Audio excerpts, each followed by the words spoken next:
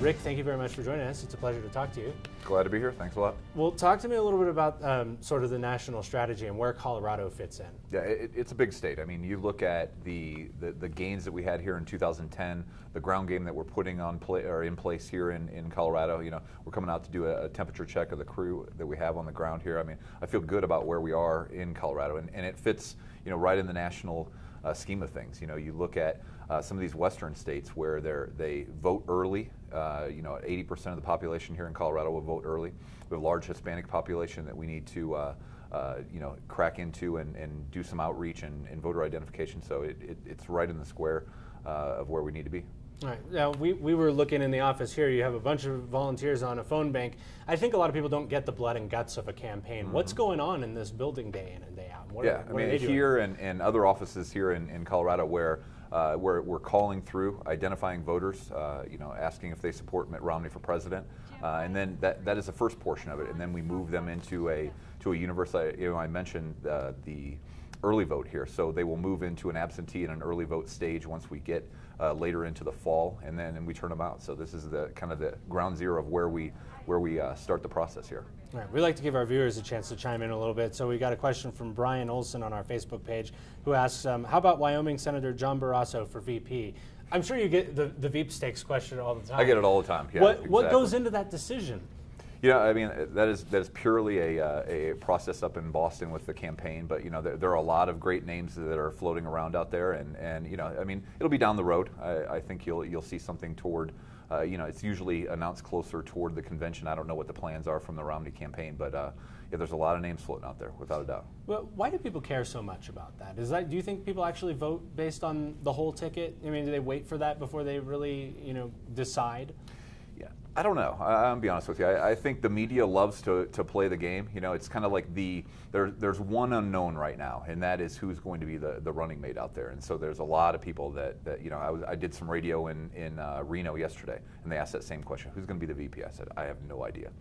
Yeah, so it's just one of those kind of wait and see things. Yeah. I'm putting my money on Jindal, by the way. So right. Anyone who's watching the extended version on the web, you can know that. Another question we got from Dante was, how has the Republican Party changed its strategy since the Supreme Court ruled on Obamacare? You know, I don't think there's a change in strategy. We have a very enthusiastic base out there right now, and one of the things that the ruling on Obamacare last week did was it galvanized our supporters even more. I mean, you could almost turn the dial back to 2010 when, you know, here in Colorado and Nevada and other states where we had huge gains across the country, and Obamacare was a focal point of that. And I think you'll see some of that now. I mean, we have such an enthusiastic base because they know that this country is off the rails because of this president and his spending. So it just kind of galvanizes our support even more. Well, ABC News had an interesting poll out today. I don't know if you've seen this one here, just talking about favorables for healthcare policy from the two candidates, and it found 45% favorable, 48% unfavorable, so fairly even on Obama, and Romney had only 30% favorable, 47% unfavorable view of his position on healthcare or his policy on healthcare. Is there some bridge building that needs to be done in the wake of this? You know, I think what, you know, we're going to talk about what Obamacare did, and what it did was it added nearly $3 trillion to the national debt, and it's wildly unpopular across the country, and it's one of those things where, I'll give you an example in Ohio. You know, there was a ballot initiative in Ohio last year in November of 11. There was one about collective bargaining, and there was one regarding Obamacare, and where the state of Ohio could opt out of Obamacare from a constitutional amendment. It passed exceedingly in all 88 counties. So it's one of those things where Obamacare really has, you know, I won't even say divided this country. It's like they don't like Obamacare, and it's one of those things that we're going to talk about. So, you know, the rest of the policy gets flushed out through the campaigns and things like that. But I do know that Obamacare is wildly unpopular out there, and it'll be something that we talk about often on the campaign trail. Is there anything to be done to build up a favorable view of Romney's position on healthcare, especially in light of, you know, the fact that they had something similar in Massachusetts? I think it's been difficult to explain that sort of nuanced distinguishing feature between doing it at the state level and the federal level, or at least to get a lot of traction. Well, you know, I'm not going to get into the policy discussion of healthcare. You know, focus on the ground game here, but you know, and that's for the campaign to talk about. Okay. So going forward on the ground game, is that going to be a key focus as we go forward, is talking about the healthcare policy, or are there bigger fish to fry? I think overall people are, the spending, the debt, the jobs, I think that is an overarching theme out there that this country, this president made a lot of promises and hasn't kept those promises, and I think that's going to be what is brought up time and time again. And when you have a record that this president, or a lack of record that this president has, you notice one thing that's telling. Mitt Romney comes out with ads, talks about the first 100 days in Ohio and Iowa and places like that. Whereas I live in Texas and I live in Virginia, but in Virginia all you're looking at are negative ads coming from the Obama campaign about Mitt Romney. So I mean, they don't have a record to run on right now, and that's what we're seeing out there. Whereas we're focused on the phone bank right outside of this door is identifying those voters that will ultimately show up on election day or pre-election day here, and that's what our focus is. Last month I had the chance to talk to your counterpart Bill Burton at the Obama Super PAC, and he said sort of the same thing about the Romney campaign, that it's been all doom and gloom from the Romney campaign because it's good for Mitt Romney if the economy is not doing as well. I don't think anyone believes that. I think there's no one cheering for a bad economy. That is a talking point from the Democrats that's foolish. I mean, everyone wants this country to thrive and succeed. The problem is you have a president who signed the stimulus package here in Colorado, said I'm going to get the unemployment down to 5, and it's still hovering at 8. And there's just been a trail of broken promises out there from this president. And I think when you have that record or lack of record to try to run on, then you're going to have to throw a bunch of mud and see if it sticks out there, and that's what they're trying to do right now.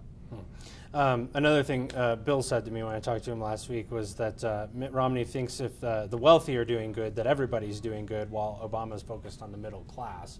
Do you think that's a fair criticism? No, I don't. I mean, it's Bill Burton. That's Dem spin coming out of the White House. I mean, you just had a tax increase on the middle, on the middle class with the ruling last week on the health care. I mean, they have broken promise after broken promise after broken promise, and I think that's why you're seeing. I mean, this president has to go. I mean, he's on a bus tour in I think Iowa, starting right after the 4th. I mean, he has to go back. This coalition that elected him president has crumbled. You look at these demographics out there where he's dropped in approval ratings by 20 points. Women, Hispanics, independents, Jewish voters, across the board, and they're doing a lot of repair out there right now. Whereas we're focused on adding to our GOTV universe and then turning them out on election day.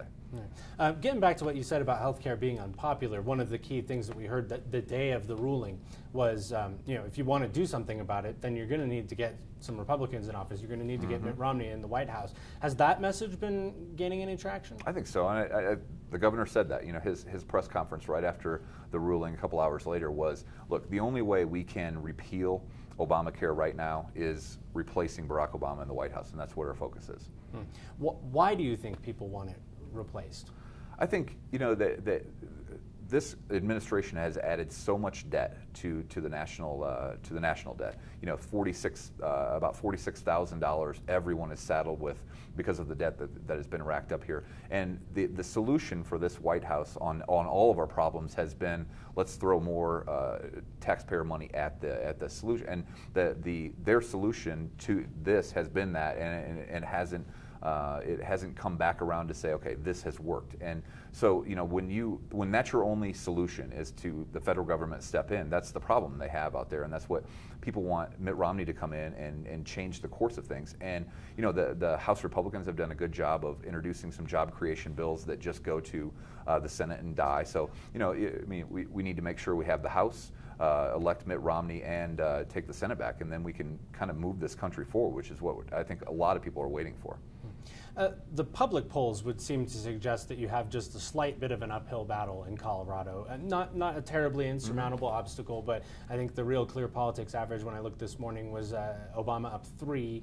Rasmussen, I think, had it even, and public policy polling had Obama up 7. So we can probably devise that it's 3.5 or something, really, if you're going to split those two. So what needs to be done to move the needle there? Or do you think it's an uphill battle? I don't think it's an uphill battle. I think we've been running against this fundraiser in chief, Barack Obama. I mean, he's assembled his campaign team since April of 2011.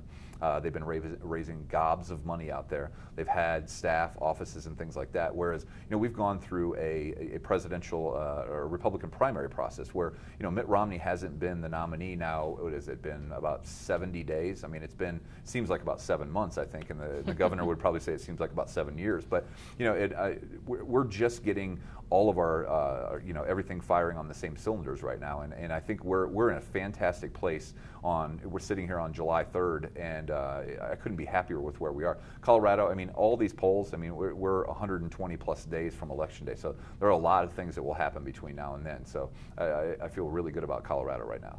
And obviously the Obama campaign's been dredging up some of the things that were said by some of his competitors in the primary race.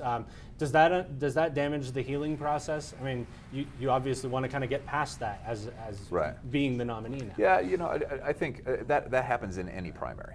You could go back and you could look at what Hillary Clinton said about Barack Obama. I mean, it's those types of things. I mean, that's the nature of politics. Yeah. So, I mean, ultimately, though, do you think that he can heal from the primary enough to make it pretty much an even race here? Absolutely. Just that factor I think alone? you are seeing. We have huge volunteer enthusiasm out there. So yeah, there is no problem in that realm. All right. What's going to be the biggest thing that could be done in order to flip Colorado, turn it red? Well, I think a couple things. The key focus is on the absentee early vote. That is enormous. I keep harping on it, but when 80% of the state votes prior to Election Day, it moves everything up. Our ID program moves up, and things like that. So I think that is a big focus, and outreach into the Hispanic community. We have started. We have a director on board, and we're doing Hispanic ID calls. I think that is important to Colorado. We have to do a much better job than we've done in the past, and we're starting that. So I think those are two keys to winning Colorado. All right. I know you got to fly out of here, Rick. Thank you very much for taking the time. I appreciate it. Thanks, man.